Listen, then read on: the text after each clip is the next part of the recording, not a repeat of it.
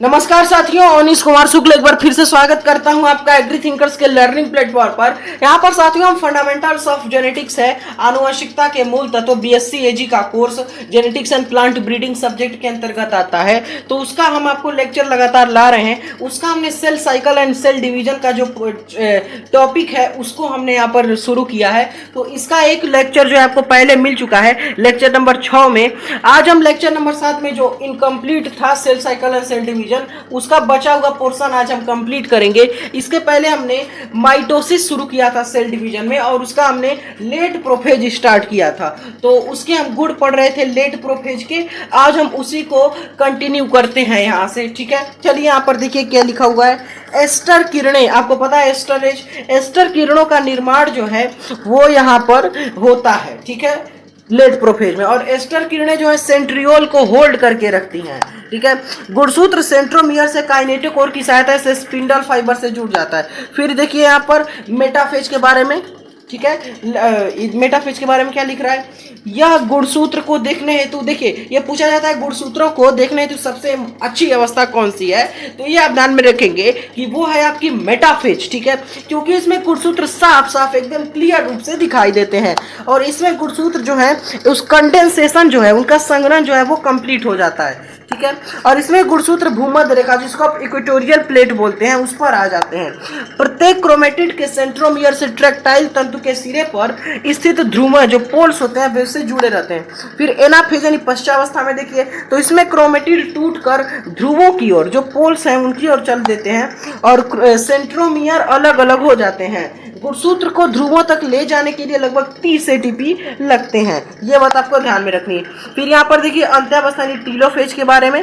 तो देखिए early prophase का विपरीत होता है टीलोफेज, और इसमें गुणसूत्र ध्रुवों पर आकर एक छोटी संरचना, एक छोटा स्ट्रक्चर बना लेते हैं और ये सेंट्रियोल से जुड़े होते हैं। इसमें सभी कोशिकाएं जो आपके सेल ऑर्गेनेल जो प्रोफेज में गायब हो गए थे वो फिर यहाँ पर अच्छी तरह से दिखाई देने लगते हैं, ठीक है।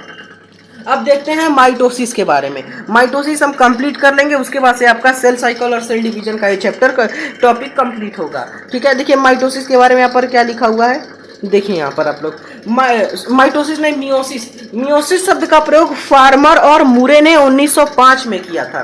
यह विभाजन गुणसूत्रों की जो जनन कोशिका होती है उसमें होता है। विभाजित होने वाली कोशिका की संख्या डाइप्लॉइड हो जाती है, टूयन हो जाती है, द्विगुणित हो जाती है। इस विभाजन के फलस्वरूप संतति कोशिकाओं में गुणसूत्रों की संख्या जो उनकी मदर सेल है मातृ कोशिका से हाफ हो जाती है, आधी रह जाती है। मियोसिस में कोशिका विभाजन 2 बार होता है, ठीक है।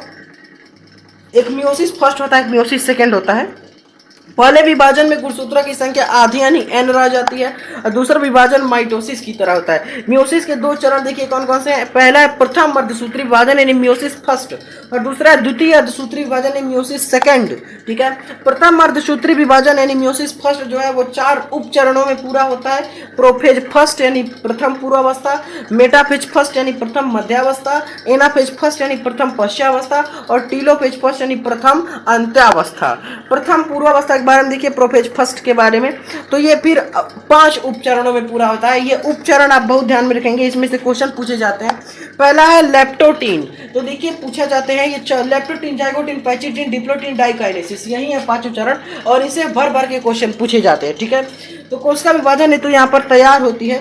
गुणसूत्रों पर क्रोमोमियर्स स्पष्ट होते हैं, ये बात आपको ध्यान में रखनी है। फिर जाइगोटिया इसी को सिनेप्टोट्रीन बोलते हैं, ठीक है। इसमें गुणसूत्र जो है वो पेयर हो जाते हैं, जोड़ा बना लेते हैं, इसमें जिसे सूत्र युग्मन या इसी को है मतलब सूत्र युग्मन बोलते हैं। और इसी में सिनेप्टो, ये पूछा जाता है सिनेप्टोनेमल कॉम्प्लेक्स किस में बनता है, तो ध्यान में रखना है वो बनता है जाइगोटीन या सिनेप्टोट्रीन में, ठीक है। अब पैचिटीन के बारे में देखिए, तो पैचिटीन में क्या होता है देखिए यहाँ पर हाँ देखिए सूत्र युग्मित गुणसूत्र आपस में और अधिक मजबूती से लिपट जाते हैं, क्रोमोमियर्स अत्यधिक स्पष्ट हो जाते हैं। अब समजात जोड़ा स्पष्टतः 4 सूत्रों वाला यानी टेट्रा वैलेंट दिखाई देता है। टेट्रा मतलब 4, वैलेंट मतलब सूत्र। इसमें देखिए पूछा जाता है क्रॉसिंग ओवर किस में होता है, तो ये बात आपको ध्यान में रखनी है।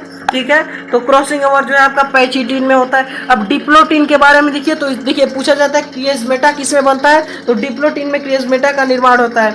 गुणसूत्र अपनी टेट्रावैलेंट स्थिति में अत्यंत छोटे व मोटे इसमें दिखाई देते हैं। फिर डाइकाइनेसिस में देखिए, तो इसमें पूछा जाता है, इसमें गुणसूत्र सिकुड़कर छोटे हो जाते हैं, क्रिएज्मेटा का आकार घट जाता है और इस समय तक केंद्रक कला जो होती है, जो ठीक है, केंद्रक कला जो है न्यूक्लियोलर मेम्ब्रेन तथा केंद्रिका, जो उसको आप केंद्रिका बोलते हैं, न्यूक्लियोलस, वो लुप्त हो चुके होते हैं।